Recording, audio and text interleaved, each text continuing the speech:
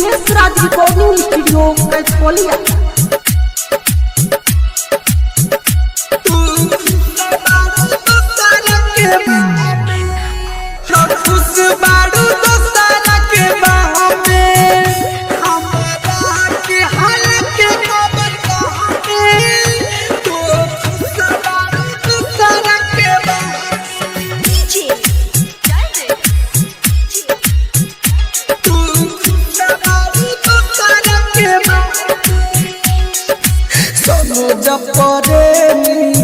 पागल भइले तुहरा से प्यार कके,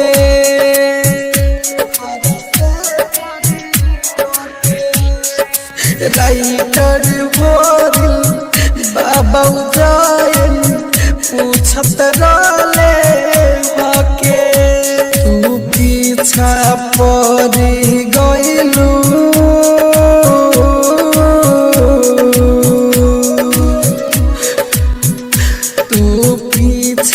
परी गइलू डीजे दिलीप के तहमे हमरा के हालत कबर हमें जानो खुश बारू दोसरा के बाह में। कमलेश राज रिकॉर्डिंग स्टूडियो कैथोलिया।